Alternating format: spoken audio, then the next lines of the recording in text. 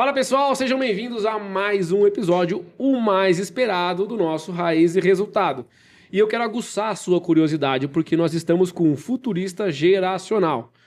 Luiz, o que é isso? Também não sei, a gente vai saber juntos. Antes eu preciso fazer duas propagandinhas, tá? Alguém tem que me ajudar a pagar o bom trabalho do Wes, não é verdade? Vamos lá, o primeiro é o Francisco lá da Cell Phone Store.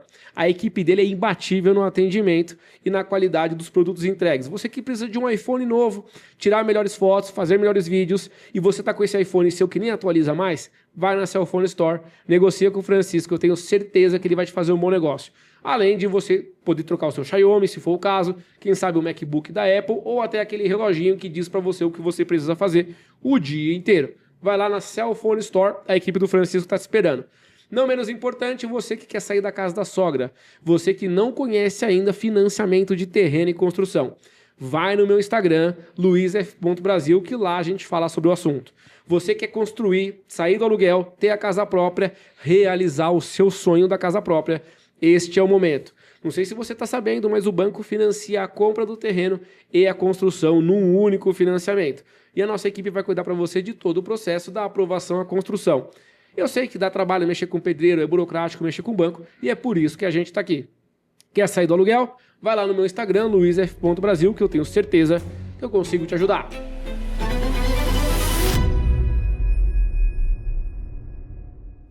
Bom, agora que o Wes rodou a vinheta, eu vou te apresentar o nosso convidado, porque esse é o podcast, é o episódio mais esperado dessa temporada. Nós estamos aqui com o Gabriel. O Gabriel, ele é futurista geracional. Ele transcende as gerações no que diz respeito à comunicação daquilo que se fala com aquilo que se entende. Vocês viram aqui nos episódios a grande dificuldade do mercado em se comunicar com uma nova geração que nasceu e cresceu junto à tecnologia, diferente da gente que vem lá do analógico, do tempo dos dinossauros praticamente.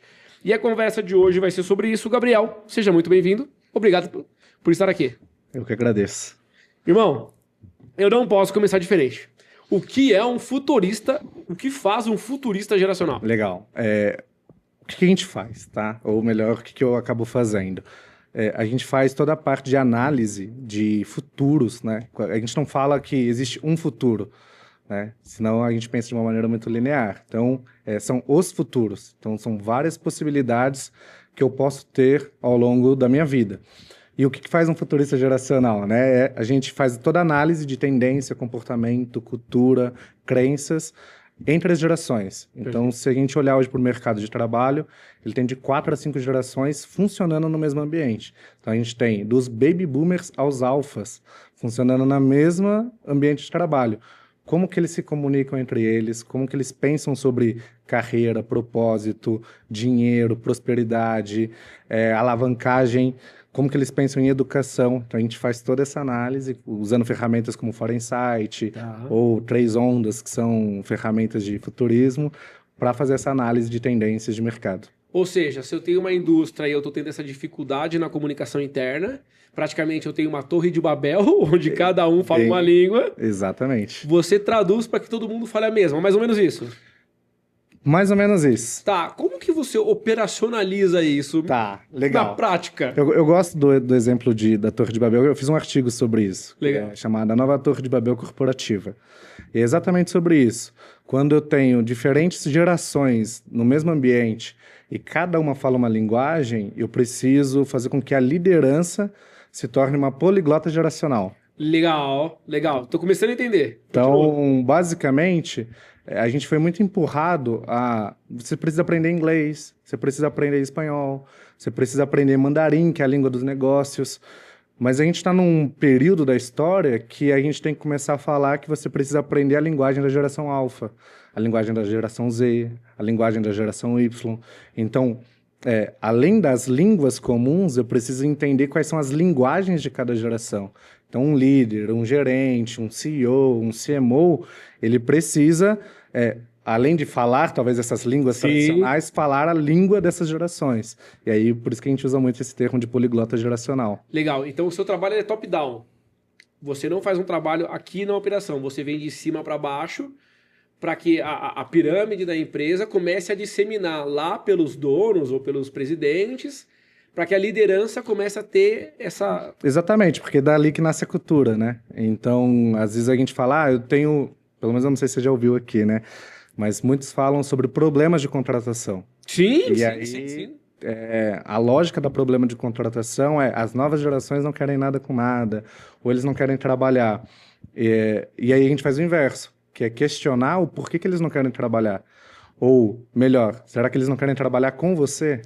Ou na sua empresa? Caramba! E aí a gente começa a tratar comunicação, linguagem, modelo mental, né? Então, hoje mais cedo a gente estava num outro podcast e eu estava conversando sobre isso com uma das pessoas que estavam lá e eles têm uma faculdade. E aí ele estava questionando por que que as novas gerações não querem mais entrar na faculdade. E aí a minha explicação para ele foi a seguinte, que como é que você quer despertar o interesse de uma geração digital com um modelo de universidade que é industrial? Então, a escola e a faculdade ela foi construída para a indústria. Mas quando agora eu tenho um mundo digital, preciso repensar a escola e faculdade. Cara, você explicando dessa forma me pareceu arcaico uma faculdade. Me pareceu arcaico. Semana passada saiu uma notícia de que a China ela excluiu 12 mil cursos das universidades dela. Porque já não faz mais sentido diz que é obsoleto demais para um novo mundo que a gente está vivendo. A gente recebeu aqui muitos gestores, o Fabiano, ele é gestor da Kabum, o Neto, gestor da Magnus, o Moro, gestor da Penske, e a gente conversou muito sobre essa questão do choque geracional, né?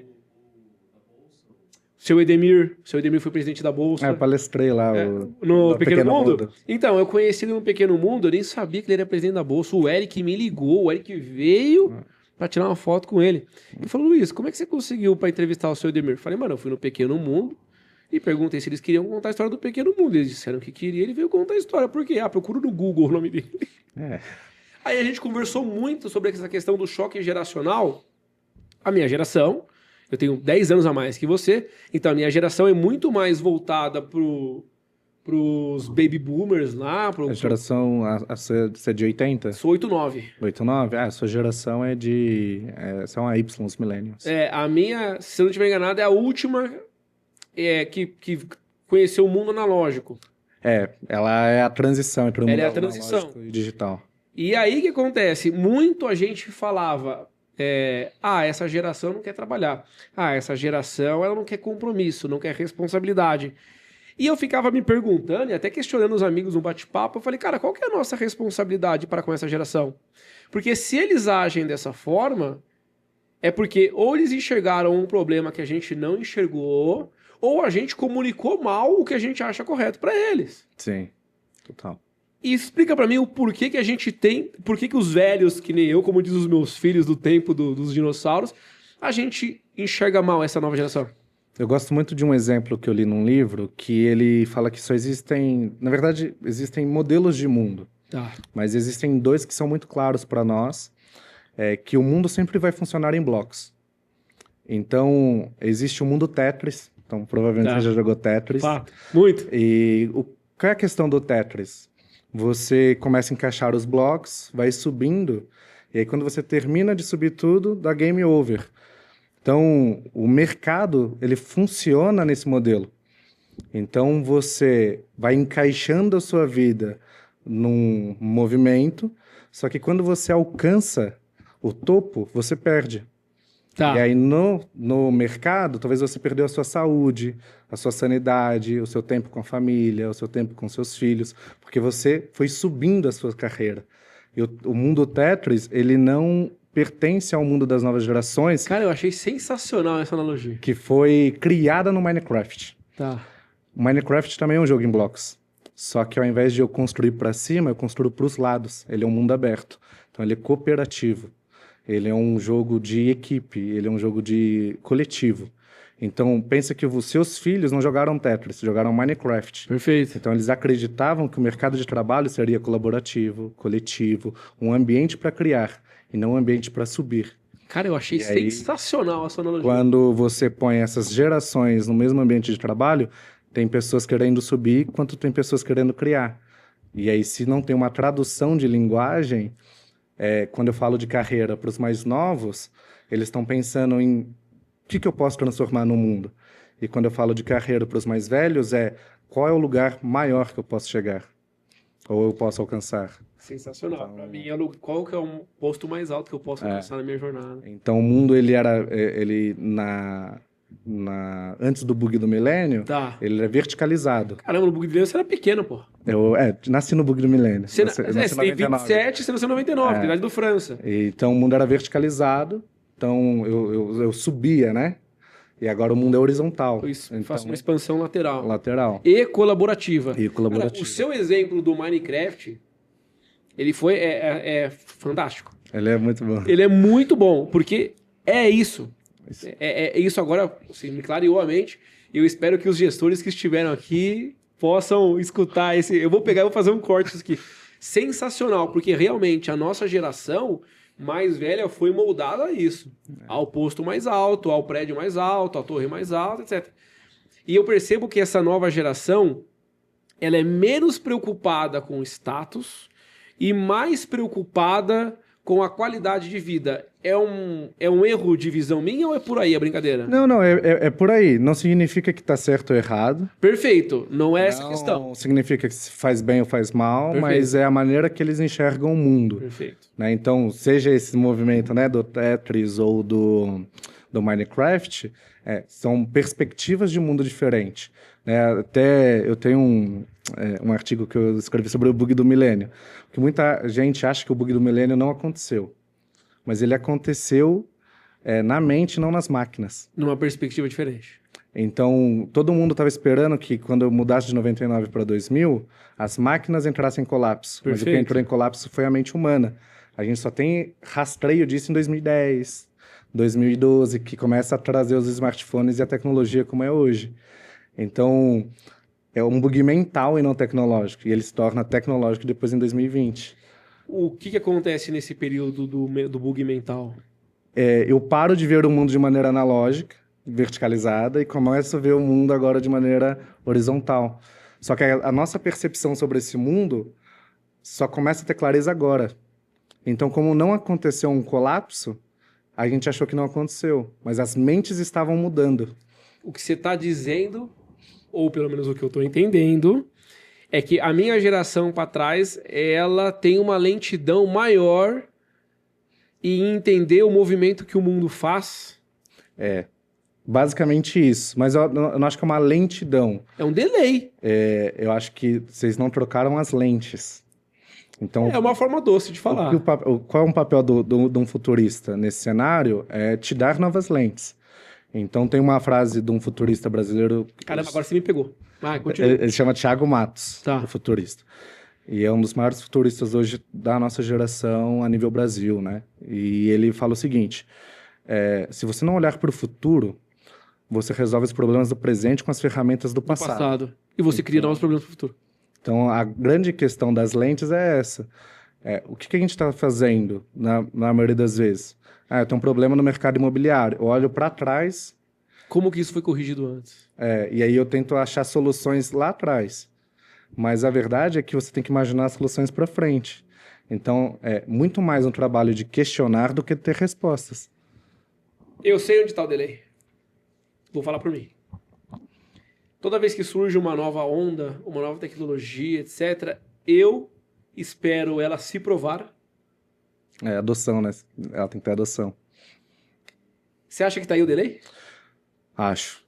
Tem uma vez eu ouvi um exemplo que era basicamente o seguinte. Pessoas com 30 menos, elas são pessoas que são mais animadas com o futuro. E pessoas com 35 mais são pessoas que esperam o futuro se provar. Então, basicamente é isso. Então, essas são as lentes. Então, por exemplo, pra a gente que demorou para entrar na rede... Eu falo por mim, tá? Quando eu falo a gente, sou eu, tá, gente? É chato falar eu, né? Fica meio maçante. Mas a gente, por exemplo, por que eu entrei na rede social depois? Depois que todo mundo estourou. Por que eu entrei no YouTube depois? Depois todo mundo estourou. Mas é porque a minha mente tá programada para o mundo analógico ainda. Como diria meu pai fala, nossa, o Luiz seria um ótimo administrador se nós estivéssemos em 1990.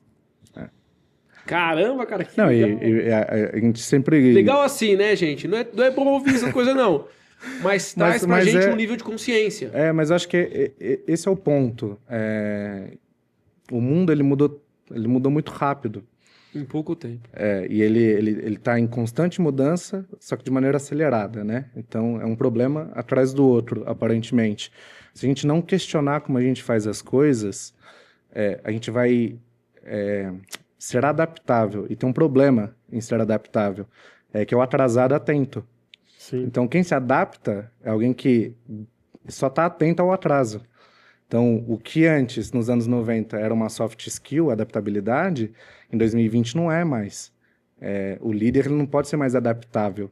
Ele tem que ser um líder que é um futurista. Perfeito. Então, ele tem que dar um passo à frente do presente. Ele desenha os caminhos e as opções que fazem sentido para aquele cenário. Então, esse jogo que a gente tem que fazer, e envolve muito uma lente de questionar, faz com que eu mude todos os cenários.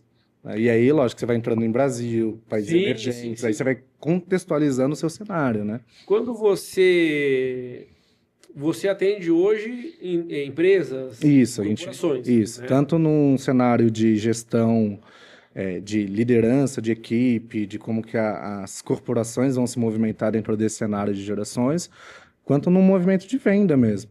Né? Então, como é que eu vendo para as novas gerações? Né? As novas gerações continuam comprando porque elas já têm o cartão do pai. Né? Então, como é que eu faço isso? Eu entro nas trends, não entro? Eu danço, não danço? Eu faço 6-7, não faço? Qual é a linguagem que eu uso nesse cenário? Então, a gente entra também... Eu ia perguntar uma coisa, mas agora que você me perguntou, isso eu achei interessantíssimo. Interessantíssimo mesmo. Eu vi um vídeo de uma moça chamada Thaís Pacholek. Uhum. Ela... Cara, eu não sei se ela era atriz, etc. Eu lembro dela no SBT, no programa do Silvio Santos. E ela explicando sobre o farmar aula, o tal do 6-7. Eu tenho filhos de 13, 12, 6 anos. A menina de 13. E principalmente o meu moleque de vai fazer 12 agora em agosto, o Vitinho. Cara, farmei aura, etc. Blá, blá, blá. E eu ficava na minha cabeça e falei, gente do céu, o que eu tô fazendo de errado? Aí ela me mostrou um vídeo que assim, expandiu minha mente, que foi o seguinte.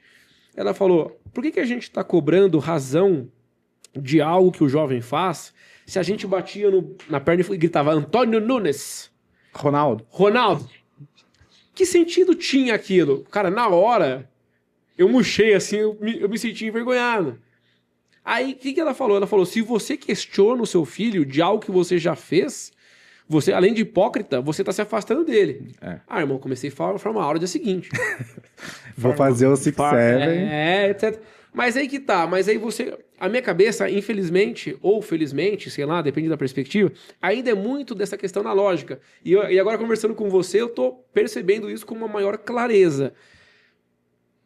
Quando você atende um profissional do mundo corporativo, é comum que ele utilize essas ferramentas dentro da casa dele?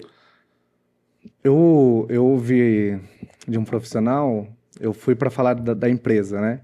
E aí, quando eu terminei, ele falou o seguinte... É a primeira vez que eu compreendi meu filho. Então, eu vou voltar para casa diferente. Mas a gente estava falando da equipe dele, né? E que eram os jovens da geração Z. Acho que os profissionais ainda não têm essa percepção de como eles estão distantes dos filhos. Perfeito. Como eles estão distantes da realidade. O que é o digital para os pais é completamente diferente do que é o digital para os filhos. E aí tem muito perigo nisso. Porque a gente... uma vez eu fui palestrar e eu estava palestrando e um cara ficava me provocando o tempo inteiro sobre a geração Z. E eu quase não falo nas minhas apresentações que eu sou da geração Z. Deixo para falar sempre no final. Né? Uhum. E aí, quando eu fui falar, ele falou... então por que eu tô te ouvindo? E aí eu perguntei, mas quem é que criou a minha geração?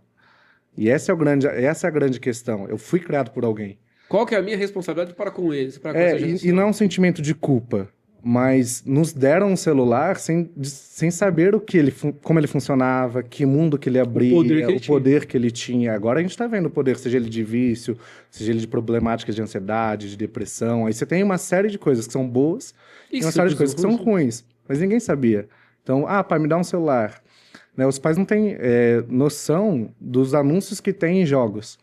Vocês fazem ideia que os jogos que tem no celular têm anúncios mais 18, na maioria das vezes. E a nossa geração, nossa não, a minha, que foi a de transição, eu tava conversando isso há um tempo com um amigo meu de infância, o Evandro. A gente foi muito exposto, por exemplo, à pornografia. Mas os filhos é mais. É que a gente não vê porque a gente Não acompanha de não perto. acompanha o celular deles. E o que você falou, né, do vídeo, eu tô falando do 6-7 dele, mas eu fazia o Antônio Nunes. Toda vez que eu reprovo a cultura de uma geração, eu tô me afastando dela. Exatamente. E a gente sempre fez isso como geração. Aham. Então, não é à toa que a gente escreveu, acho que da sua época, geração Coca-Cola. Sim, sim. Mas antes disso, como nossos pais. E aí depois o Chorão vem e fala, o jovem não é levado a sério. Então, toda geração tá falando que a geração mais nova que é apresentada ao mundo, ela sofre um hate, né? E Por quê? a gente tem medo do novo, né? A gente do desconhecido, né? Naturalmente. Tem um professor de gerações que ele fala que a gente falou muito mais mal das novas gerações agora por dois motivos. Uma, porque a geração Z parece os hipsters dos anos 60. Então, Geração novo, Z é de onde pra onde? de 97 para 2009. Tá. Então, É duas depois da minha. uma. Uma. A sua vai até 96. Tá. Dos anos 80 a 96. Perfeito. E aí a gente tem também, né, as gerações estão diminuindo, né, por esse avanço. Por conta da velocidade do avanço, a faixa temporal é menor. A faixa temporal é menor. Então, e esse é um ponto importante, que você tem o hipster, que ele... O que mais ele trouxe para o mundo? Questionamento sobre se família tinha que ser do jeito que era, se sexo tinha que ser do jeito que era, se drogas tinha que ser do jeito que era, se a polícia tinha que ser, né, as autoridades tinham que ser do jeito que era. E a geração Z fez isso de novo. Ela começou a questionar família, política, sexo, drogas. E aí a gente tem cada vez mais medo disso, porque o mundo ficou 20, 30, 40 anos estável. E agora está acelerado. Acelerado, e eu venho questionando. Mas quem diz que o seu jeito de ser família é o mais correto? E o jeito de fazer política é o certo? Quem disse que a verdade é verdade? Então você vai querendo desconstruir, provocando. E esse é um ponto, então eles se tornam esse hipster da nova geração. E a internet deu mais voz. Então, às vezes, você talvez até não gostava de uma geração, mas até mandar um jornal... A velocidade que a mídia acontecia era devagar. Agora não. Você digita, aconteceu, em 3 minutos você está sabendo o que aconteceu. Você pode ser odiado ou amado, só que é muito rápido também. Você pode ser odiado por 2 dias só. Sim, e amado por 24 horas. Tá tudo certo. Cara, é extremamente interessante porque realmente existe é quase que uma disrupção entre as gerações, né? Eu vejo isso muito no futebol. Eu lembro quando eu era criança, o jogador da minha geração é o Ronaldo. E o jogador da geração do meu filho, por exemplo, é o Neymar. Só que eu fico, mano, quem é o Neymar para o Ronaldo? O Ronaldo. Só que quando eu era criança, os mais velhos falavam, quem que é o Ronaldo perto do Zico? Exato. E parece que isso está se repetindo. Né? Mas acho que a questão é essa, não ter essas lentes de avaliar. De enxergar o que o outro está enxergando e eu não vi ainda. E aí a gente julga primeiro, afasta, né? A gente condena primeiro. Faz antes de julgar, sim. Né? Quebra essa ponte e aí... depois tenta reconstruí-la. Eu vejo isso muito na minha comunicação com os meus filhos. Porque assim, o mundo, na minha cabeça, o mundo digital, ele é parte do mundo. Talvez na cabeça do mais novo, ele é o todo. Ele é um novo mundo, né? Ele é um novo mundo. De hipóteses que eu não consigo imaginar. Eu juro por Deus que eu não consigo imaginar. Eu falo, cara, o que será que se eu tivesse o Luiz com 15 anos faria na internet? Cara, certo? Ô, Wes, o que você acha que eu faria na internet com 15 anos? Ser streamer? Streamer com M. Streamer. Por que acontece? A minha geração já é uma geração... Não é todo mundo, tá, gente? Pelo amor de Deus. Mas, em geral, A grande parte das pessoas que eu converso, da minha idade, um pouquinho mais, elas temem isso aqui, ó. Elas não estão habituadas a uma câmera, a um digital. Elas se recolhem. Isso você consegue ajudar também? Também. Eu acho que o meu trabalho, ele se torna essencial porque a gente está trocando as lentes. E aí, toda vez que você troca uma lente, né, a sua visão de mundo, como você enxerga, você vai quebrando essas crenças, essas barreiras. Então, muita gente ainda acha que não precisa da tecnologia, Não tem como. né, ou das IAs, Não né? tem como. Por exemplo, a gente fala muito de IA como se fosse uma ferramenta, mas para as novas gerações ela não é uma ferramenta, ela é uma habilidade. Então isso muda o cenário. Então, mas para vocês a comunicação é uma habilidade, Perfeito. não uma ferramenta. Então a gente tem que encarar que tudo que é novo pode ser uma habilidade e não mais uma ferramenta. Não só uma ferramenta. Porque se é ferramenta, eu posso deixar de lado, posso saber quando usar ou não. Se é uma habilidade, é intrínseca. Ela tem que estar dentro de mim. Caramba, então... cara. É legal que assim, você falando, você parece ser muito mais novo que eu. Mas não é. Não. O Francisco é meu irmão, ele tem a sua idade, ele é 99. Mas o seu olhar, quando você fala que é uma questão de lente, cara, isso me provoca de tal forma, porque agora me veio até uma questão, como é que eu faço? Você falou de vendas aqui. Eu sou vendedor nato, pelo menos para minha geração, né? Tem gente que acha que é um dom, né? Você vender, você ter habilidade de persuasão, etc. Só que isso vai ser um dom até a página 2. Porque hoje o meu cliente é 30 a mais. Trabalha com construção financiada. Você viu a propaganda que eu fiz aqui.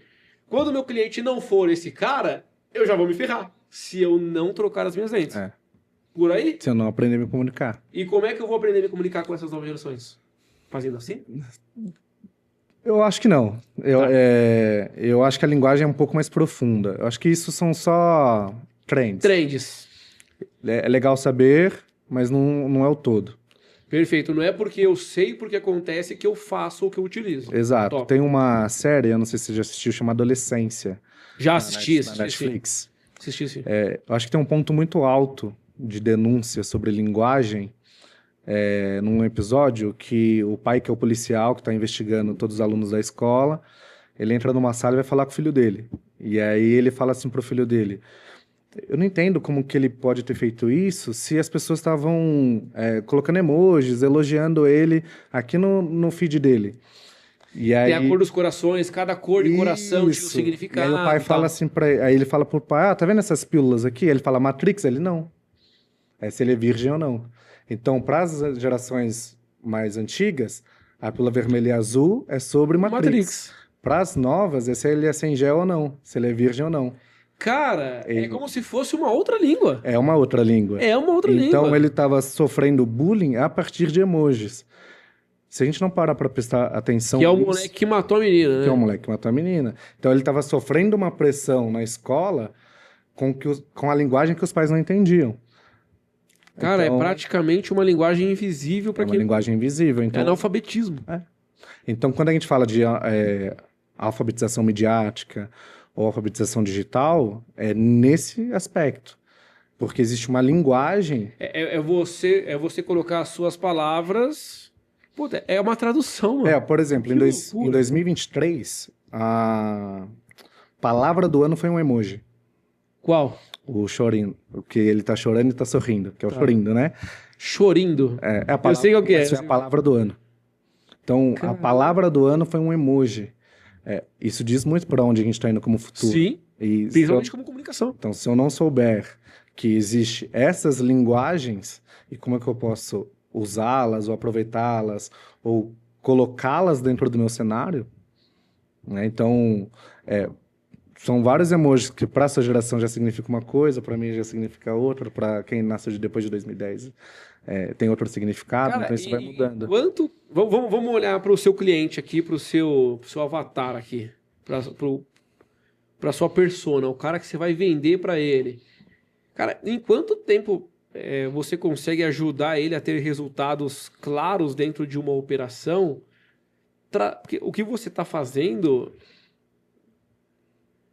Cara, é quase que Merlin.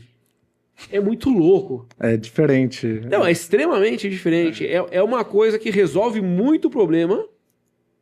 Assim, você consegue resolver muito problema numa pancada só. É como se você fosse um mago ali, né? Em quanto tempo se resolve isso? Por onde começa? O cara que tá te assistindo, como é que ele sabe que você resolve o problema dele? Existem, acho que, problemas universais dentro das empresas, depois que a gente começou a falar sobre qual geração funciona ou não dentro das empresas, que tem a ver com engajamento, tem a ver com turnover. Perfeito. Né? Então, é muito caro ficar demitindo funcionário. Todo o processo seletivo, ele é muito caro de se fazer. Né? Engajar essas novas gerações é muito complexo. Então, eu acredito que existem algumas habilidades que, se ele ouvir agora e souber adaptar elas, ele já resolve o problema dele. Eu estava conversando com uma executiva da Fujifilmes. Fui convidado para... Eu tinha um amigo que ele estava liderando o processo da Fujifilmes com ela, e aí ela estava entrando em crise porque toda a equipe dela era da geração Z. E aí ela... Ela era X, assim, 60. E aí... Puta diferença. Baita diferença, e ela tava, assim, próximo de ter um burnout. E aí me colocaram na mesma reunião que ela, falou, ó, fala com o Gabriel aí. Ele vai traduzir pra você. E aí eu fui questionando ela sobre algumas coisas, sobre efetividade, enfim, engajamento. E aí sempre... aparece para mim a frase que eles não me escutam, enfim, não me ouvem, não ouvem o que eu tô falando, não entendem. E aí eu inverti. Calma aí. Quem falou que eles não escutam é o X falando do Z? Não. Que eles não entendem, enfim. E aí a gente tem que fazer essa provocação, que mas você escuta eles? Exatamente. E aí eu provoquei ela no sentido de, quando foi a vez que você sentou com toda a sua equipe e se apropriou de quem eles são? Então questionou o que eles ouvem, o que eles assistem, como eles enxergam o mundo, o que é carreira para eles, né? Então a gente tem um exercício que ressignificado de palavras. Então uma empresa ela tem que ter um catálogo de palavras, que são as palavras mais usadas dentro da empresa, e o que elas significam, e o que elas não significam. Para que todo mundo entenda quando elas forem ditas. Então quando você vai falar assim, ele não me entende, ele não é maduro, mas o que é ser maduro? Ele é irresponsável, o que é ser responsável? E aí esse entendimento nunca é gerado, porque a primeira fase não é feita, que é essa habilidade de escutar, né? Tem não sei se você já ouviu falar do Murilo Gun. Sim. Ele fala que na nova era nós vamos vivenciar as tecnologias humanas. Então, tecnologia é tudo aquilo que transforma algo ou alguém. Então, o computador é uma tecnologia, a TV, o microfone, o carro, tudo isso é tecnologia. Sim. O fogo é uma tecnologia que transforma a humanidade. Mas e as tecnologias humanas? Então, o perdão é uma tecnologia que me transforma você. Legal, então, legal. a empatia é uma tecnologia, porque transforma. Ele falou, mas a tecnologia mais importante para o mundo é a escutatória, a capacidade de eu escutar sem pensar numa réplica. E isso é muito difícil. Ou seja, é eu te escutar... sem eu querer responder. Tentando entender o que você quer dizer. E não maquinando o que eu vou responder. Exatamente. Então, esse é o primeiro exercício. Que a gente chama de escutativa na hora de vender. Para quem vende aí, pegou essa, né? E a grande questão é, quantas vezes você sentou com as novas gerações que pertencem ao seu time e escutou? Sem pré-julgar, sem condenar, só, eu vejo o mundo dessa forma. Sem querer replicar ou... Caramba. E aí eu joguei esse exercício para ela, e aí ela ficou, nossa, eu nunca fiz isso. E aí, quando você tem uma geração que ela é nessa mentalidade de Minecraft, que é colaborativa, enfim, ela também é uma geração muito complexa de se lidar, porque se você não é capaz de escutar ela, por que ela teria que te escutar? Então o nível de autoridade desce muito, independente do cargo que você tem. Porque a autoridade para as novas gerações é percebida. Não é imposta. Não é imposta. Então, o que é uma autoridade imposta? Uma farda. Quando eu vejo uma farda, ela foi imposta a mim que aquilo ali é uma autoridade. Para as novas gerações, ela é percebida. Eu admiro você, então você tem autoridade sobre eu te respeito. Te respeito. Cara, que comunicação. Abre um parênteses aqui. Faz sentido eu aprender a jogar Minecraft? faz sentido você entender o que é o jogo. Tá. Você tem o Roblox hoje, né? Roblox eu ainda jogo de vez em quando. Que é um mundo, né? Então, Ele é um mundo à parte dentro dele. exato. Então você tem missa dentro do Roblox, você tem manifestações dentro do Roblox, você tem Fora Felca. fora Felca. Pensa que louco que eu tenho um jogo que ele criou um mundo lá dentro e há uma interação dentro desse mundo que é a mesma interação física. Perfeito. Se a gente não entender que existe esse movimento, que também é um jogo de blocos, então você Que também é um jogo de blocos. Então, se a gente não entende essa interação, a gente não consegue perceber para onde eles estão olhando. Ou seja, também uma outra linguagem. Tem muita diferença entre a geração Minecraft e a geração Roblox? Não, acho que eles são as mesmas gerações. Tá. Tem a geração mais nova, joga mais, que é a geração Alpha, mas ainda diferente do Minecraft, o Roblox simulou o mundo lá dentro. Perfeito. Então, O Minecraft ele já tem uma questão mais de criação. Isso, você cria um mundo a partir do nada. O Roblox você simula o mundo que existe lá dentro. Lá dentro, perfeito. Então, Perfeito. mas ainda é um modelo em blocos, né? Então, Caramba, cara. a gente tem essas questões que a gente vai falando com os líderes, que é um pouco doloroso, né? Porque eu tô atrás de efetividade, eu tô atrás de resultado. Na maioria das vezes eu só quero que a pessoa trabalhe e eu quero separar muito a ideia de profissional e pessoal. E talvez num novo mundo você não tenha essa separação. Não, mas eu acho que pra minha geração já não existe essa separação. Eu não consigo ser o Luiz Fernando de um jeito no pessoal e de outro jeito no profissional. Eu sou o mesmo cara, eu não consigo. E me perdoa se você acha que deveria ser diferente. Eu não vou ser. Eu não consigo, profissionalmente eu tenho uma conduta e pessoalmente eu tenho outra, cara.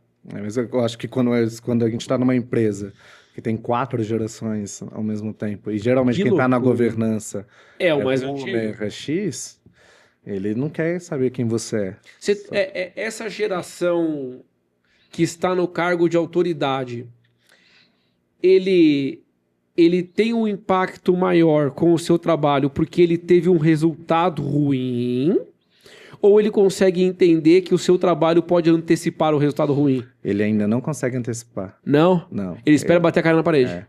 O que eu gosto de dizer é que o meu trabalho ele ainda ele vai ser muito eficiente daqui a 2 anos. Tá. Então, quando a gente estiver em 2028, como eu acredito baseado nas tendências que eu analiso, como eu analiso o mercado, com as ferramentas que a gente usa de futurismo. Eu acho que em 2028 o mercado colapsa. Mão de obra. Mão de obra. Então, o que a gente está vendo hoje de dificuldade é só um fragmento do que vai ser 2028. Perfeito. E o líder ou o CEO que tiver essa visão, ele já vai conseguir antecipar isso.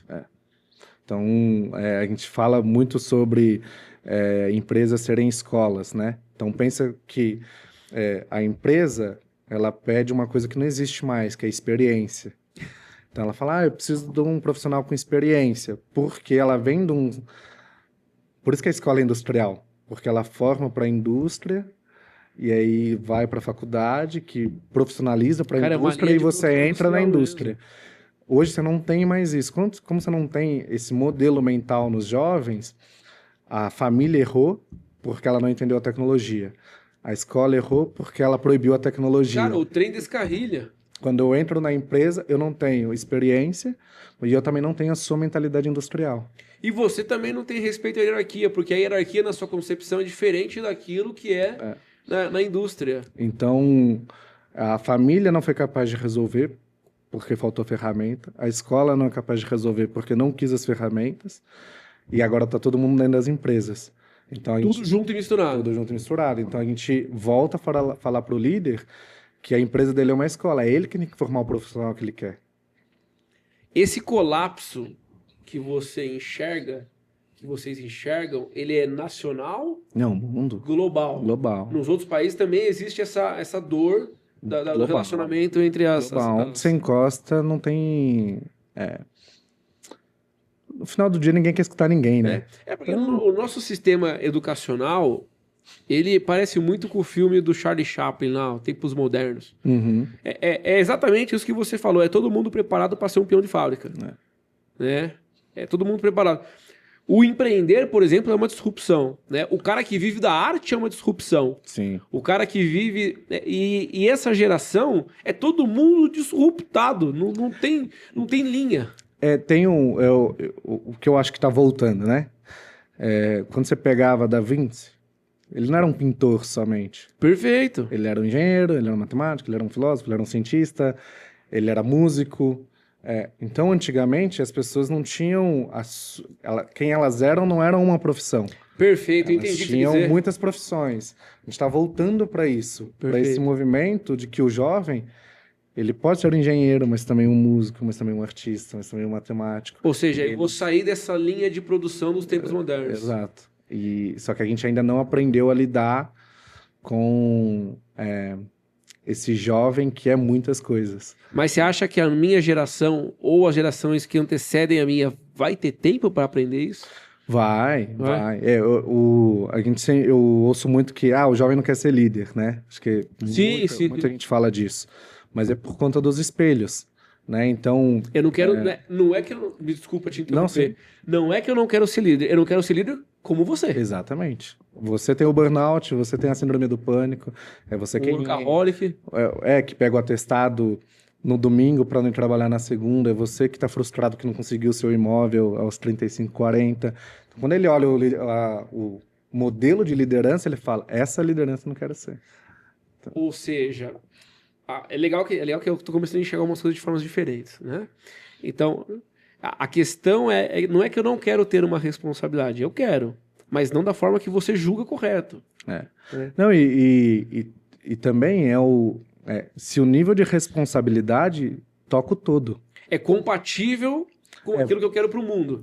Exatamente, porque a gente fala assim, você é irresponsável, mas quem é irresponsável com a natureza é a geração mais velha. Perfeito. É ela que está destruindo a natureza quando o jovem está falando...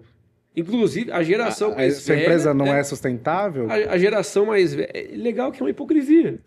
Porque a geração mais antiga, da minha para trás, inclua-se a mim, ela é negligente com a própria saúde, né? Então, assim, pra galera da minha idade pra trás, é da hora fumar. Olha que idiotice. E aí eu quero cobrar de alguém uma responsabilidade que eu não tenho. Eu tô... Porra, te ensinando a mentir, é isso? Assim, a gente teve mais clareza de como o mundo funciona como um todo.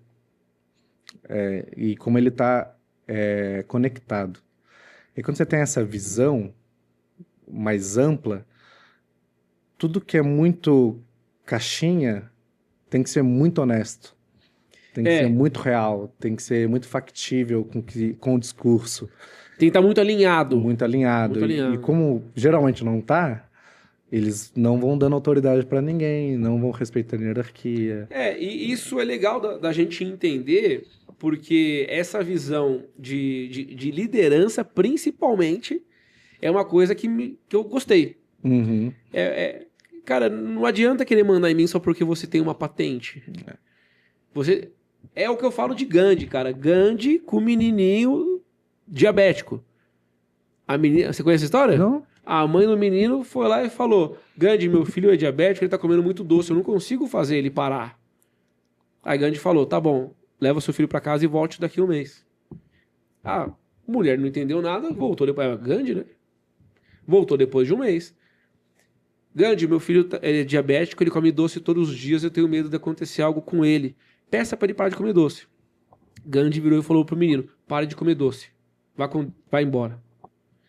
O menino parou de comer doce, foi embora. A mãe ficou pé da vida. Pô, um mês pra você falar isso? Ele falou: porque desde aquele dia que eu não como doce. Então, justamente a questão do alinhamento da ação com o discurso, né? Como é que eu vou cobrar algo de você que eu não faço? Exato. Como é que eu vou te cobrar responsabilidade se eu não consigo nem cuidar da minha saúde? Exatamente. Nem física, nem emocional, nem mental, né? E você ter uma avalanche, que é uma geração questionando isso, né? E talvez Por isso uma das primeiras em muito tempo que começou a questionar tudo, né? Então, os hipsters fizeram isso, agora eles estão fazendo isso, então a gente 60 anos depois, 70 anos depois. Como a gente vem questionando tudo... Mas é porque é muita informação. A informação... Muito acesso. Você tem muito acesso à informação, então assim, se aprende muita coisa, né? Imagino eu que, fisiologicamente falando, talvez a gente nem tenha condição de viver o mundo que a gente vive hoje. Mas para a geração mais nova, eles são muito mais rápidos. É natural isso. É natural. Assim como a minha geração conseguia pegar, montar um videocassete, uma TV e um DVD, e os mais velhos ficavam assim, nossa, mas como é que você conseguiu apertar todos os botões? E hoje não é diferente, né? Falar, ó, faz isso aqui no meu celular. É exatamente a mesma coisa. Um gênio. É exatamente a mesma coisa, com uma proporção muito maior, porque você tem muito mais ferramentas hoje. E não tem como alguém falar que a tecnologia é ruim. Uma ou outra pessoa pode estar usando mal. Mas não tem como falar que é o modo que ela pensa para usar. Né? Quais são as intenções de uso, né? Isso tem a ver com o ser humano e não com a tecnologia em si, né? A questão não está no outro, está aqui. É igual quando a gente teve há 12 anos atrás, 13 anos atrás, taxista querendo bater em Uber. Exato. Cara, é evolução, irmão. É evolução, é igual a Blockbuster com o streaming, ou a Kodak com a máquina. Cara, ou você se adapta, ou você tá fora. E eu acho que a gente está num melhor momento do mercado, né? Que é... A gente está num ponto que a gente pode construir novas profissões. Então, a gente sempre fala que... Por exemplo, tem um dado que fala que pelo menos 80% das profissões que existem hoje vão deixar de existir ou se adaptar até 2035. Pô, período curtíssimo. Curtíssimo. Mas fala também que mais de 50% de profissões serão criadas a partir do zero. Então, a pergunta que faz um futurista é, ao invés de eu esperar as profissões aparecerem para me adaptar e me formar nelas, quais eu posso construir?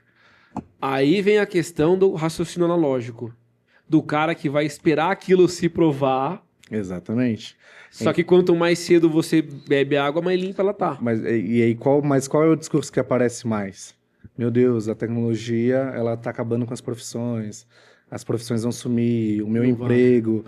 E a pergunta deveria ser, para onde o mundo está indo, ou o meu mercado está indo, e o que eu posso criar a partir disso. Né? Então, mas é talvez a primeira vez na história que a gente pode criar profissões.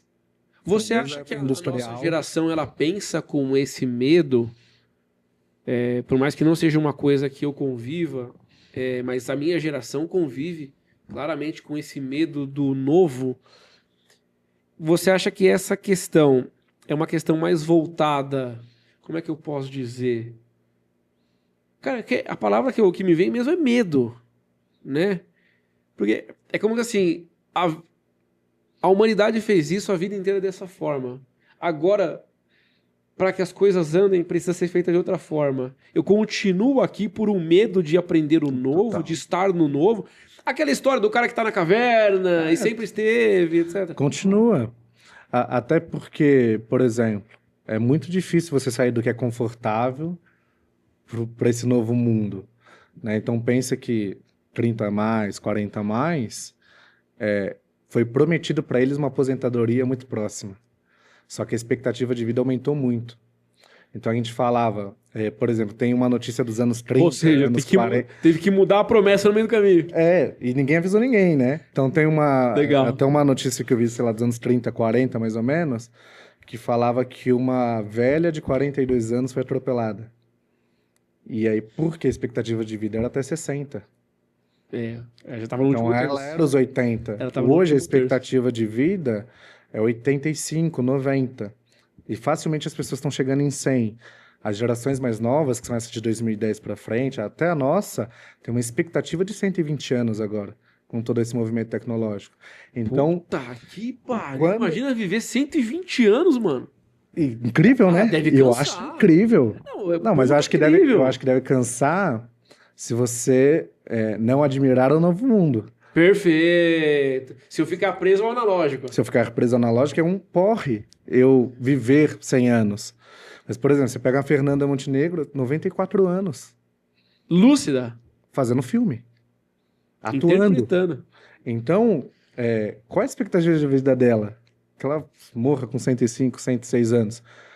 Ela viu tudo. E agora quem nasceu agora, que vai ver 100 anos, 110 anos? Vai ver 3 vezes mais que ela viu, 3 vezes porque o mais. mundo roda numa frequência diferente. Então, a questão é, se a expectativa de vida aumentou, eu já não sou mais esse velho que eu gostaria de ser aos 60. Eu vou estar numa ativa, por isso que o mercado de 50 a mais não para de crescer. Tem summits hoje no Brasil inteiro, na América Latina, voltada a esse mercado, 50 a mais. Porque 50 é os novos 40, e os 40 é os novos 30, e os 30 é os novos 20. Eu tenho bem essa percepção mesmo. Primeiro que eu acho essa ideia de aposentadoria, cara, eu acho isso uma lorota sem tamanho. Juro por Deus, me perdoem. Me perdoe. Cara, as pessoas colocam como expectativa de vida, como ápice da vida. Descanso eterno, aos 60. Cara, que loucura é essa, brother? Quer descansar, morre. Vai viver, né? Cara, vai viver. Vai numa ONG, num hospital. Mas... Cara, não me faz sentido a pessoa ter como objetivo de vida ficar o dia inteiro em casa. Eu não consigo. Eu não consigo imaginar. compreender. E outra, também eu falo isso porque é fácil, porque eu tenho 36 anos já, eu só contribuí 7. Então, não vou aposentar mesmo. Não vou aposentar mesmo. Por quê? Porque eu sempre tive essa questão do empreendedorismo, etc. É uma ideia que muito me incomoda. A nova geração esquece, não tem isso, né? Elas nem sabem o que é. E nem vão saber. Elas também não sabem o que é o CLT. Ah, mas também, pô, convenhamos. Então, a política à parte. Puta encheção de saco também, meu. Mas não tem ela. Você pega quem nasceu depois de 2010, poucos têm essa noção do que é Carteira assinada. carteira assinada. O pessoal não sabe nem que tem carteira de trabalho. Carteira de trabalho. E não é culpa deles, é só que o mundo está mudando e eles estão nascendo nessa mudança, né? Então, super complexo. Você chega a trabalhar muito a questão familiar ou não? Vou te dar um exemplo, tá? Não, já fiz algumas vezes, mas não é um foco, assim, mas você precisa... Não é meu caso não, é porque me aconteceu por perto de um amigo que falou, a minha filha tem 22 anos, não quer fazer faculdade. Os jovens, o mundo deles é diferente do nosso, que eu tenho que crescer, terminar o colegial, fazer uma faculdade, arrumar um emprego estável mas e me aposentar. Mas é porque você vivia até os 60, 20 é um terço da sua idade. Quando você vive agora até os 100, 40 é um terço. Puta, o terço 120 tá é uma... O terço é mais que a metade do que era antes. Exato. E aí quando meu terço é maior, por que aos 20 eu decidi minha vida? Não preciso. Eu não preciso. Então, essa é a lógica. E é uma lógica que a gente ainda não entende. Ah, legal, calma aí. Agora você já me trouxe um abrir de mente diferente. Não precisa. Não precisa. Não quer dizer que é responsável. Não precisa. Você tá, cara, 20 anos é um quinto. Por que eu vou fadar os outros 4 quintos? Baseado numa ideia que quem me apresentou nasceu em 1900. No século passado. Cara, que legal. Então, mas é isso, a gente não questiona os porquês. A gente determina eles. Então, por que você tem que fazer isso? Mas... Por quê? Porque sim. E porque sim? Não é a resposta. Exatamente. Já diria o Marcelo Tasso. Então, eu não lembro o nome do personagem. Então, mas é exatamente isso. Agora, 1/5 da minha vida eu vou definir os outros 4 quintos? Não tem sentido. Então, eu não tenho maturidade para isso. Não tenho maturidade. Então, eu posso testar até os 30. Aos 35, decidir, baseado em tudo que eu testei. E aos começar 40, me formar. Começar a minha vida depois cara, disso. Que visão diferente, cara. Que legal. Então, mas é um modelo mental, né? Uma nova lente. Sim, mas é uma essas nova lente, mas ela tem um alcance muito maior. Muito maior. Muito maior, porque a minha geração, cara, quem não conquistou nada até os 40... Acho que é um fracassado. É um fracassado e é mentira. Ele tem 60 anos de vida. Mas aí que tá, mas a gente tem que fazer terapia para entender que isso é mentira. A gente tem que desconstruir tudo isso que a gente aprendeu por anos e acreditou ser uma verdade. Cara, como é que você fala para um cara de 40 anos que é mentira o que ele aprendeu? Muitas vezes Tem o Toffler, né, que é um futurista bem conhecido, ele fala, né, que a habilidade do século XXI não é a capacidade de aprender, né, é de desaprender, reaprender e aprender de novo. Cara, então, é isso mesmo. Qual é a primeira etapa? Desaprender. Eu começo desaprendendo, e aí, o que eu tenho que desaprender? Tudo aquilo que a gente está questionando. como eu vou pôr na lousa uma informação nova se ela está preenchida com uma informação antiga? Exatamente. Você tem que apagar. Você tem que apagar. Tem que Cara, soltar isso. e não é algo fácil. Não é. Porque isso vai lá no âmago, cara, vai lá no emocional. É difícil as pessoas da minha idade para trás absorverem que estão cagando? Eu acho que é difícil. Estão fazendo errado? Eu acho que é difícil, mas eu acho que o mundo vai empurrar cada vez mais para isso. Vai pressionar até que espane. A pandemia pressionou muito. Tá. Então, 2 anos de pandemia, avançou 10 de Brasil. Fácil. Em percepções, em tech, Perfeito, né, perfeito. em inovação. Eu acredito que quanto antes fizer, melhor. Mas 2030 é um marco. Então, Tá, 15... Mano, o mais teimoso dura até 2030. E aí depois disso, ou ele vira um inútil, como tem... Não, o cara vai pressionar, ele vai... É igual a gente comentou. Ele vai ver isso testado e vai ter que fazer. Não, e não é um inútil num tom pejorativo, né? Mas tem um futurista que ele fala que vai surgir uma classe social depois de 2030, que é a classe dos inúteis, que é aqueles que não se adaptaram o suficiente e não conseguem produzir. Ou seja, neandertais. Eles voltam, eles não conseguem o que eles acompanhar a o que eles sabem fazer já não é relevante. não é relevante no mundo de hoje. É lógico que quando você tem um país emergente como o nosso, ou como tantos outros... Em algum outro lugar pode ser que encaixe. Talvez demore um pouco mais que 2030, mas em países mais avançados, não é à toa que a China eliminou 12 mil cursos da universidade deles. Então, talvez chegue lá primeiro. E talvez demore um pouco mais aqui. Aí se provou. Cultura, Cara, se provou lá, vai virar realidade aqui. Não tem como fugir. Então, esse olhar, e aí a gente sempre está falando de olhar para o futuro, olhar para frente, começar a fazer essas análises. Cara, não faz sentido nenhum eu aprender com o passado algo que não tinham as ferramentas que se tem hoje. E a faculdade da menina, não é que ela não quer, só não chegou o momento. É como se eu quisesse tirar uma carteira de habilitação numa carroça. Não faz sentido. Na prática, ô Gabriel, vocês desenham cenários hipotéticos baseado nas ferramentas que você tem, no histórico que o cliente traz? Isso.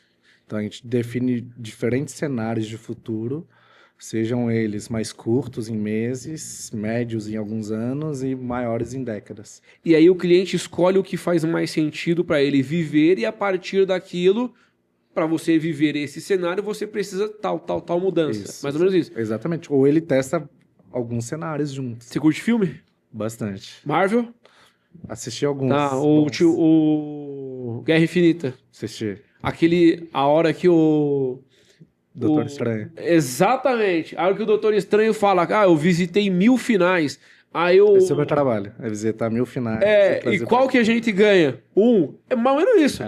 Só que a grande questão é que não tem qual a gente ganha. Tem qual você vai aprender mais, a sua empresa vai evoluir mais, você vai crescer Vai ter o ganho e a consequência. Né? Pô, aqui você abre mão de bem-estar, mas tem mais resultado. Aqui você tem menos turnover, mais harmonia e menos lucro. Exato. E aí você escolhe o que a sua cultura diz. Cara, que legal. E a grande questão você está disposto a ressignificar o que é a sua empresa? Porque, por exemplo... Aí você entrou no ponto que eu acho que é o mais sensível de todos. Mas ele é sensível até 2030, né? Porque vai estar provado que é uma realidade. Pensa que a nossa tese administrativa de empresa é dos anos 60. Então ela foi construída no modelo industrial sem o mundo digital. Cara, agora, digital, e aí, tinha telefone. A minha pergunta é, quando é que a gente vai refazer a tese administrativa de empresas a partir do mundo digital? Já era para ter feito. Já era para ter feito. Já era para ter feito. O mundo é outro. Então, a grande questão de eles não querem trabalhar é no modelo industrial. Porque eles são seres digitais, né? Cara, assim, existe algum canal que vocês conversam sobre isso? Porque é um tema muito louco. Muito louco, eu digo no sentido assim... A gente conversa entre a gente, né? Mas é que tá, me traz um nível de consciência, assim, tenha certeza que o Luiz que vai sair desse podcast é um Luiz completamente diferente por causa do seu trabalho. Legal. Porque, assim, você me traz um olhar, é uma outra lente. Uma outra lente. Assim, cara, não é que ele não quer trabalhar, ele não quer trabalhar... Ele não quer ser um fumante, ele não quer ser um neurótico, ele não quer ser Um cara que tá aí depressivo.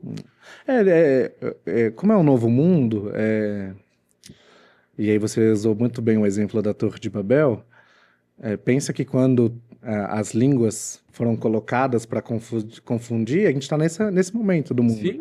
A gente está numa grande confusão de várias línguas. E aí precisa de um tradutor. E aí nasce o futurismo geracional nesse cenário. Nasce, talvez, o meu trabalho, ou o trabalho do que eu te falei mais cedo, talvez de um gerente de gerações, que é esse tradutor. Tem a capacidade de traduzir culturas, gerações, cenários. Você vai traduzindo esses movimentos. Quem que é o empresário hoje que consegue ter essa sensibilidade? É o grande empresário? Acho que é todo empresário que quer mudar. Todo empresário que tá vendo que a maneira que ele está fazendo as coisas não está funcionando. Isso pode ser numa grande escala, como uma grande empresa, ou pode ser... Ou seja, o cara que tá batendo com a cabeça na parede, não aguenta mais trocar funcionário. que é quase todos. Né? Quase todos. Então, Quase independente do seu tamanho, às vezes ele é um autônomo, um vendedor, que precisa encarar o mundo do jeito que ele é. E as lentes deles não foram trocadas. Ou seja, se eu tiver um produto 30 a menos, eu preciso muito do seu trabalho. Porque a minha comunicação... Cara, o que você falou eu achei fantástico. A sua geração entende a comunicação como uma habilidade. Né? E essa geração entende como uma ferramenta. Por quê? Porque outras coisas suprem essa minha habilidade. Sim. Não, e pensa, né? A gente criou uma geração... Tem até um livro chamado Geração do Quarto, né? Então a gente pensa que a gente criou os nossos filhos no quarto jogando videogame, jogando no computador. Então, eles criaram um mundo dentro do quarto. Por isso que comunicação é uma ferramenta. Porque quase nunca eles usam, eles podem tirar elas quando eles saem do meio social. No mundo deles, não faz um impacto tão grande quanto faz no nosso. E aí a gente fala, nossa, ele é muito tímido, né? Ou muito introspectivo, ou, nossa, ele não gosta de falar. Porque é ferramenta, não é habilidade. Então, ligação, né? Ligação, por exemplo, novas gerações odeiam ligações. Cara, eu não suporto Porque, ligação. Não me ligue. Então, eu não vou atender. Mas tem pessoas que adoram. Ó, Isso é deixa eu funcional. funcional. Deixa eu falar uma coisa pra você aqui, que você me liga, eu não atendo, tá? E você acha que é uma questão pessoal. Nossa, o Luiz nunca me atende. Gente, exceto meu pai, a minha esposa e os meus filhos, obviamente, eu não atendo ninguém. Não atendo, cara, não atendo. Manda zap, manda áudio. E pra nós faz muito mais sentido. Claro que faz. Aí que tá, Resolve. me tem uma vantagem muito grande. No WhatsApp fica registrado o que foi dito. E eu sou muito pé da vida com esse tipo de gente. Uhum. Que ele desfala o que você falou. Ou ele desfala o que ele falou. Aí, gente, me perdoa, tá? Mas cachorro mordido por cobra tem medo de linguiça. É por aí a brincadeira. Se tem placa, tem história, né? Se tem placa, tem história. É meio por aí. Esse trabalho de vocês, onde que surgiu, ô Gabriel, ou aonde que você conheceu essa função de futurista geracional? Da onde que a gente veio isso? Cara, eu não conheço ninguém que é criança e fala, quando você crescer, você vai ser o quê? Eu vou ser futurista. Não, Nunca vi. Eu acho que são... eu gosto muito daquele discurso do Steve Jobs, que ele fala que para você entender seu propósito, você tem que olhar para trás e ligar os pontos, né? Então, hoje, falando como futurista geracional, foram alguns pontos que foram acontecendo. Quando eu tinha 15 anos, eu ouvi um conselho, então, isso foi em 2014. Então, o cara falou assim para mim, olha, assiste esse cara aqui, que é o Thiago Matos, que é um futurista, falou assim, ouve o que ele tá falando, se você conseguir entender o que ele tá falando, estuda o que ele tá falando, porque daqui 10 anos você vai aplicar o que ele tá falando como profissão, como habilidade, Quem enfim. te deu esse conselho? Chama Thiago Marques. Não, mas quem que é o cara que te falou? Thiago Marques, chama o cara. E quem que era o cara pra ser assistido? Thiago Matos. Matos. Isso. Thiago Marques E Thiago Matos. E aí o Thiago falou isso pra mim, eu falei, beleza, eu vou ouvir. E aí ele tava falando em 2014, sobre nova economia e velha economia. Tá. Então, a Nike, McDonald's, é tudo velha economia. Mas o Fortnite, ele não é um jogo. Fortnite é uma empresa de streamer. E aí ele é da nova economia, só que ele é maior do que o cinema. Puta. A Ethereum Muito. é maior do que os bancos, e ela é uma moeda digital. Então, a nova economia, ela sempre cresce para ser maior do que a velha economia. Então, eu falei, tem que estudar futurismo, enfim. Então, eu comecei a estudar, isso em 2014, E fui para marketing, criei uma agência, enfim, Aham. né? Trabalhei com S na área de vídeo. E 2021, 22, eu comecei a estudar gerações. E aí eu abri uma agência e nela eu só contratava as novas gerações. Cara, você foi aprender na prática. O que eu queria estudar a minha geração e estudar as mais novas. Tá. Então eu fui só contratando, e às vezes deu certo, às vezes deu errado, mas eu fiz um laboratório, Legal, mas você conseguia entender ali as experiências. as experiências, e aí eu foquei muito em gerações brasileiras, então porque todo o recorte que a gente pesquisa no Google é tudo norte-americano, europeu, e aí a gente fala, geração Z disruptiva, qual? A dos Estados Unidos pode ser, a do Brasil não. Tá. Então a geração Z parou de beber. Mentira. A geração do Brasil é a que mais cresceu em álcool e cigarro. Mas a dos Estados Unidos Até em cigarro? cresceu em cigarro, porque hoje é cigarro eletrônico. E na Caramba, eu não Europa tive também essa cresceu cigarro percepção. Não. eletrônico. Então, quando a gente fala de gerações, tem que entender qual é o recorte. Qual que é o contexto que tá? É um contexto brasileiro? É um contexto americano, norte-americano? Só tira Então, uma dúvida pra mim, abre um parênteses aqui. Por que que a geração Z americana foi disruptiva e a nossa não? porque eles foram criados em metodologias educacionais diferentes. Pensa que lá existe o fomento de inovação. Aham. No Brasil não existe fomento de inovação como tem nos Estados Unidos. Até Entendi. por toda a narrativa contada do Vale do Silício, né? As empresas que nascem em garagem, as escolas que são NASA e Google. Então, você tem um fomento de inovação maior. No Brasil, não. Então, ela nasce disruptiva porque a educação empurra ela para isso. Perfeito. Então, no Brasil, você tem problema de que o professor não tem giz, às vezes, para escrever na lousa. Então, quando você vai falar de disrupção e inovação, num lugar que eu não tenho como escrever. Caramba. Então, você tem que fazer o recorte certo. Então, comecei a estudar gerações nesse aspecto, de qual é o recorte do Brasil, quem está falando sobre isso, como que eu estudo isso, né? Uma vez eu fui... Imagino que tenha sido fácil, não é uma informação que tá por aí, né? Não, e não é difícil de encontrar. Por isso que eu fui a minha pesquisa, né? Fui desenvolvendo a minha pesquisa. Eu fui num lugar que chama CEL, no Jaçanã. Eu conheço o céu que foi criado pela Marta. Isso. Aí fui no CEL, fui palestrar sobre comunicação É uma geracional. escola, né? E é tudo, né? Um centro educativo, Isso. escola, tem faculdade, Tem tem esporte, etc. esporte para a comunidade, né? Qual bairro que é? Jaçanã. Tá, E aí fui lá, não, você vai falar sobre comunicação, não sei o quê, comunicação geracional. Aí lotou a sala, a gente vinha falar de comunicação geracional, geração Z. E nessa ideia de disrupção, contextos norte-americanos. Não funcionou. E aí eles falaram assim, tio, eu não tô preocupado com isso aí, não. E eu nunca vi alguém se preocupar. Assim, eu não tenho esse celular que você tá falando. Aqui falta giz. E aí, quando eu... Cara, foi um puta do insight pra você ali. E aí eu falei, então tá bom, então a gente não vai falar disso, vamos falar de outra coisa. Fiz a palestra lá mais voltada ao que é comunicação. Perfeito. E aí saí de lá falando, não posso usar mais recorte norte-americano e europeu. Então eu tenho que trazer o que é as gerações no Brasil.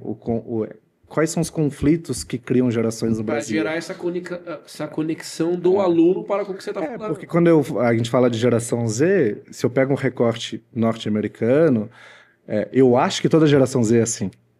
E não é. Não é. E aí no Brasil tem as nossas dificuldades, no Brasil tem os nossos problemas, as nossas qualidades, os nossos defeitos. Você acha que a nossa geração Z, ou a nossa geração XY, ela tá quantos anos de distância da XY de um país de primeiro mundo? Uns 10 anos. Pouco, achei que era mais. 10.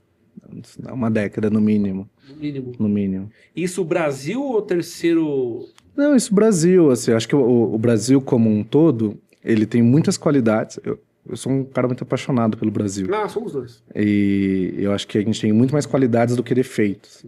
Mas os defeitos que a gente tem são defeitos de formação. São latentes, né? Então, eu tenho uma educação muito precária, apesar de ter materiais e educadores incríveis, né? Mas o contexto não ajuda muito.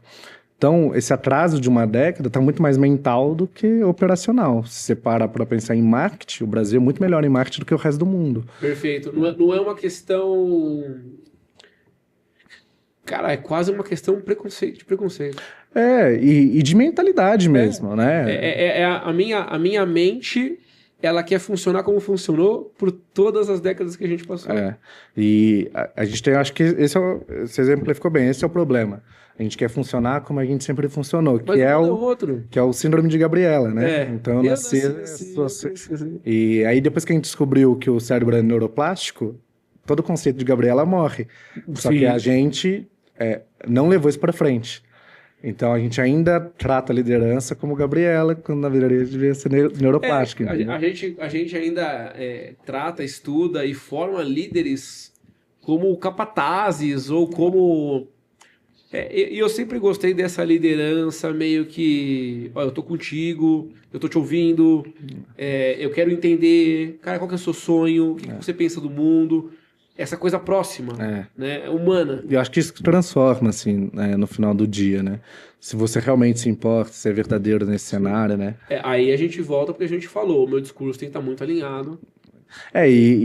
Por conta do digital, as novas gerações têm uma percepção muito fina do que é real e do que não é. Do que é mentiroso, do que é um personagem. Quando você fala muito fina, você quer dizer que eles percebem melhor? Percebem melhor. Então, a percepção deles sobre falsidade... É muito grande. Muito grande. Por que você acha? Porque eles cresceram com influencers, né? Eles cresceram com personagens nas suas telas, né? Então eles percebem quando a pessoa tá ali vestindo um personagem ou quando é ele mesmo. Exato. Então, por que a gente segue muitos influenciadores e sabe o que é real e o que não é? Essa percepção vai para o mercado de trabalho. Esse real e não real, ele é medido o quê? Na perpetuidade do influenciador? Nos ideais. Tá. Então, um bom influenciador é capaz de falar sobre os seus próprios ideais. E aqueles que não falam... Eles estão ali vestindo um personagem para trazer audiência. E é isso aqui. Você é muito fiel a pessoas que têm ideais, como sempre foi no mundo, né? Sim. Mas agora você consegue ouvir isso diariamente, né? Por que a nossa geração tem preconceito com o influenciador? A nossa, quando eu falo nossa, eu digo muito atrás. Sei. Talvez porque a percepção de vocês é que o trabalho deles é fácil demais.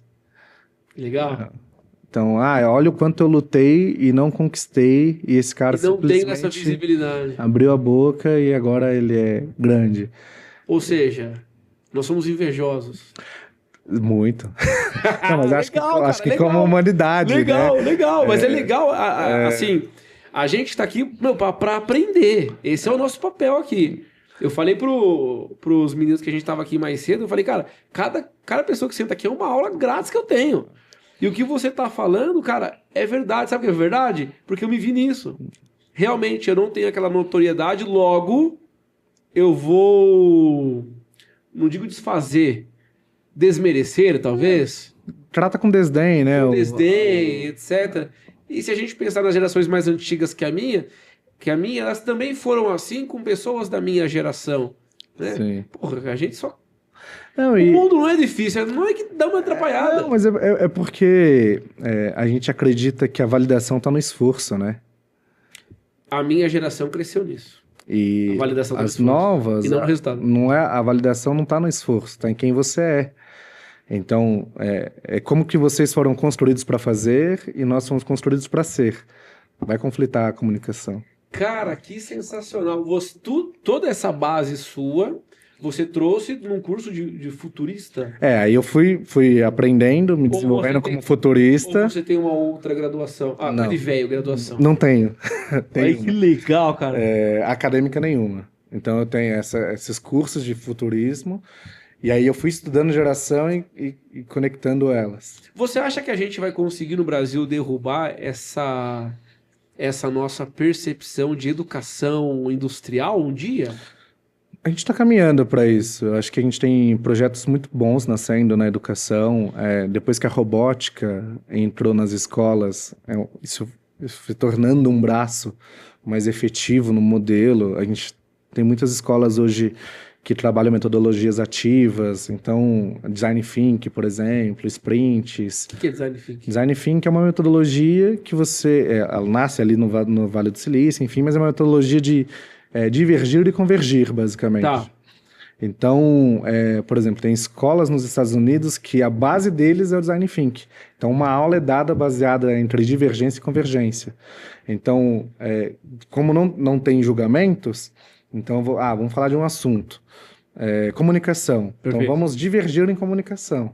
Então, abrir um leque muito grande sobre várias hipóteses sobre comunicação, e aí depois a gente vai voltar e vai convergir essas ideias. E conectá-las. Para que eu aprenda sobre um assunto específico. Legal. Então, tem escolas que já trabalham isso. E aí é um modelo que é usado, na maioria das vezes, em empresas, que está entrando no modelo educacional. Então, você tem pessoas pensando em como a educação pode ser diferente, as metodologias podem ser diferentes. Tem muita gente desenvolvendo teses e modelos de sala de aula do futuro, que são salas imersivas. Aqui em Bragança tem um profissional que está fazendo isso. Caramba, que legal. Então, como é que chama? O cara chama Colombo. Colombo. Ele é um cara brilhante. Ele faz as experiências em painéis de LED, Riachuelo, BMW, Porsche, Land Rover. E ele está levando essas experiências imersivas para a sala de aula. Caramba, que então, tem alguém que está pensando em sala de aula do futuro. E é legal que, assim, é o seu exemplo do pastel. Para você ter essa transformação, você não pode pensar no... Ah, não foi você que deu o exemplo do pastel, foi o Marcos. Eu fiquei, gente, que exemplo do pastel. Não, foi o Marcos. Quando fala do pastel é o seguinte, você quer o resultado rápido, você quer ter ação e resultado. Quando você vai para um trabalho desse, a nível educacional, não vou nem falar a nível nacional, a nível regional. Cara, para o fruto vir do pé, demora-se muito tempo. Tem que começar. Alguém tem que começar. E talvez essa pessoa não vai ter acesso ao fruto. Totalmente, bem provável. Porque pensa que a gente está construindo 500 anos de Brasil. E menos de 250 anos que acabou a escravidão. Então, você vem numa construção de um país que é muito novo. A gente ainda tem pautas de preconceito seríssimas, que ainda não foram resolvidas. Como é que eu vou falar de educação para um mundo pós-digital? Então, você tem várias complexidades. Legal, você trouxe agora uma outra vertente para eu poder entender aqui. Você acha que essa questão do racismo, por exemplo, ela vai diminuir com esse movimento digital, partindo do princípio que eu tenho uma informação mais disseminada? Ou não necessariamente? Acho que o digital é uma ferramenta que propaga o bom ou o mal do ser humano. Ela é democrática a esse ponto. Então não é a ferramenta. E é quem é educado a partir dos seus princípios. Então, racismo deveria ser uma pauta que não deveria ser uma pauta, na verdade. Assim, a gente já deveria ter resolvido isso. Fato. Né? E não resolveu. Então, como a gente não resolveu, eu tenho que me preocupar em criar bons humanos. Tem uma frase que eu gosto muito, que é: não se preocupe que mundo você vai deixar para os seus filhos, mas que filhos você vai deixar para o mundo. E eu acho que isso diz muito sobre como a gente vai formar as pessoas para essa nova era. Entendeu? É uma questão de autorresponsabilidade, né?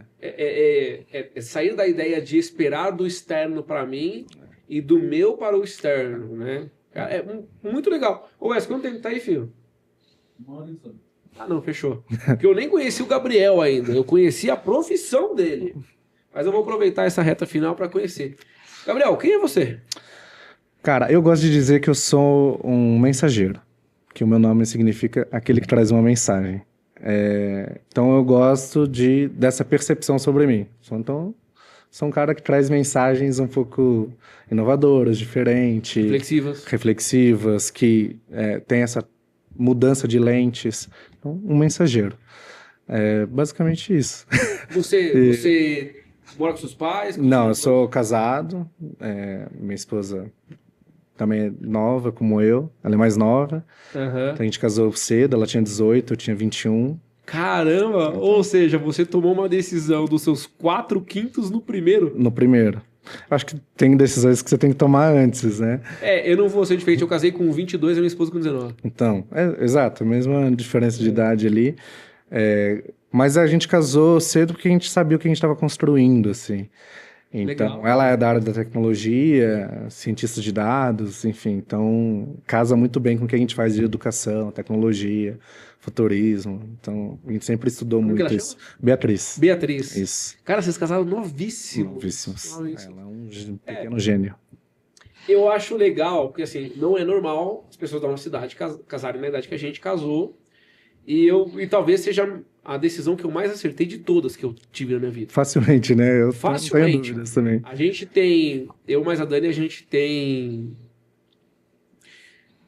14, a gente já para 14 anos de casado. Esse fim desse ano, 14 anos de casado.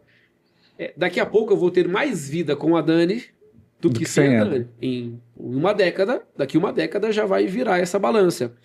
Mas a construção que o casamento me traz é uma construção muito sólida, é muito segura, principalmente emocionalmente para mim, né?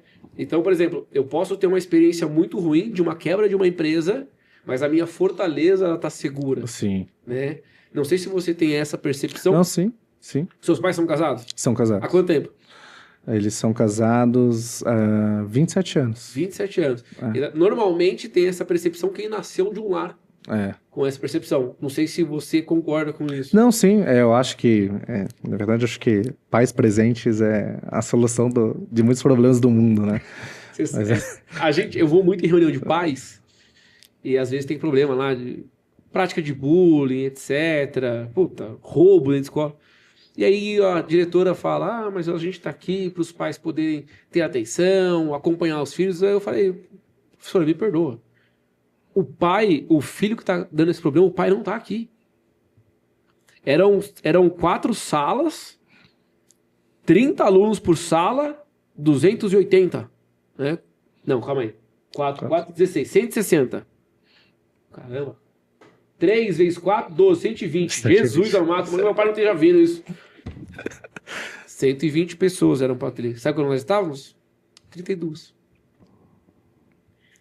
Eu concordo com você. Eu concordo com você por quê? Porque eu sei a diferença que faz um pai presente. Sim. Porque eu tive. E eu entendo você que de repente não teve e você não consegue mensurar isso. Mas se você não teve, não deixa que o seu filho também não tenha.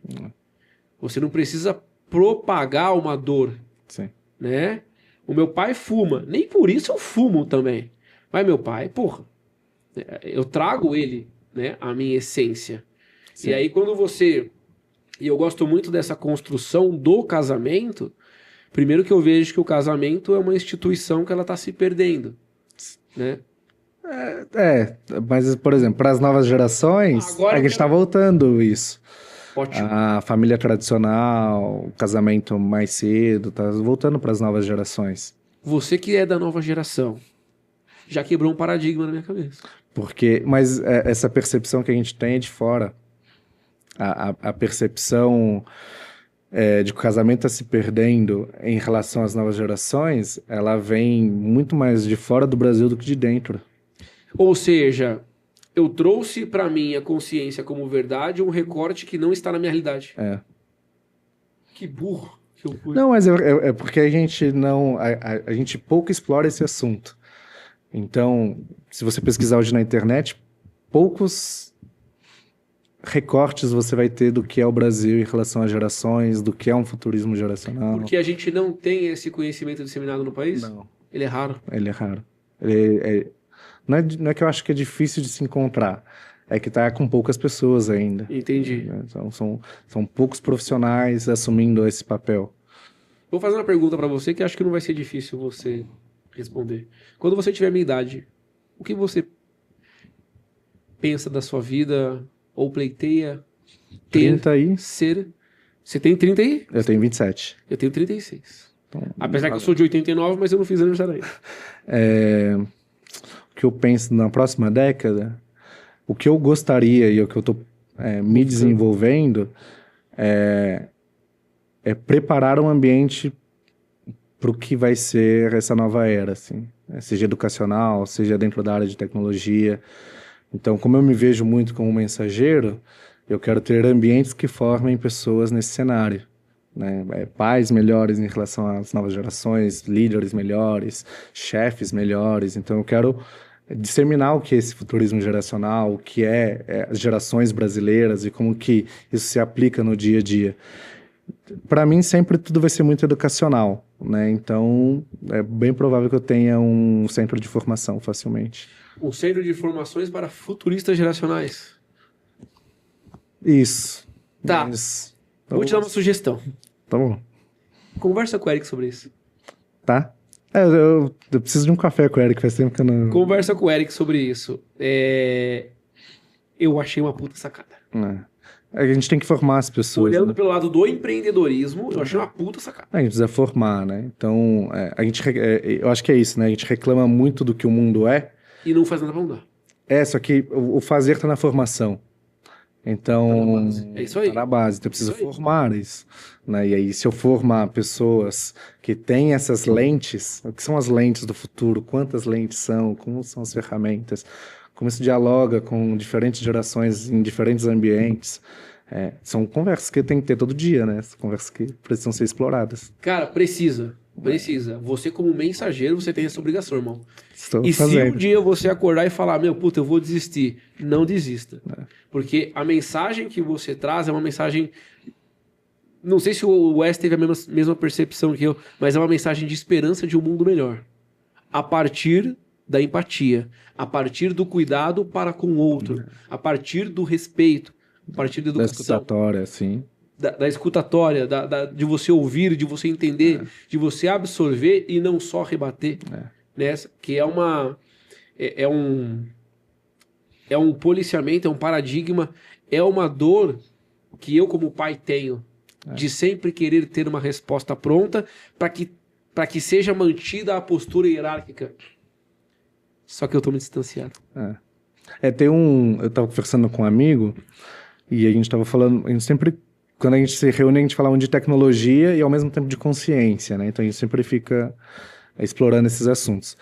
E aí a nossa percepção é que o maior medo que as pessoas têm da IA é porque elas não sabem como ser humanas. Então a pandemia foi um ensaio sobre isso. Por que teve tanto divórcio na pandemia? Porque as pessoas não sabiam ser casais. Não saber lidar com o outro. Não sabia lidar com o outro. Então o que a IA está provocando no mundo? A responsabilidade de ser um bom humano. E aí a gente precisa aprender o que é ser humano. Cara, a gente tem que aprender ter a essas nossa tecnologias própria natureza. na nossa própria natureza. Porque a mentalidade industrial nos apagou de quem nós somos. Então, eu faço e não tenho tempo de me tornar. Essa clareza vem quando você pergunta uma pessoa quem você é, ela responde, sou engenheiro, sou advogado, Agora, sou médico. quem você é sem me dizer o que você faz, né? Aí muita gente não sabe responder. Eu lembro do primeiro episódio que a gente gravou aqui, eu perguntei pra pessoa, quem é você? Cara, ele travou. Não foi essa? Sim. Travou. Por quê? Porque tá é uma geração voltada ao que eu faço, ao ser útil na minha profissão, etc. Gabriel, obrigado. Eu que agradeço. Pelo seu tempo, pela oportunidade, pelo seu conhecimento. Eu peço muito que você dissemine esse conhecimento. É necessário. Tá? É como aprender a falar, é como aprender a respirar. Esse conhecimento é necessário.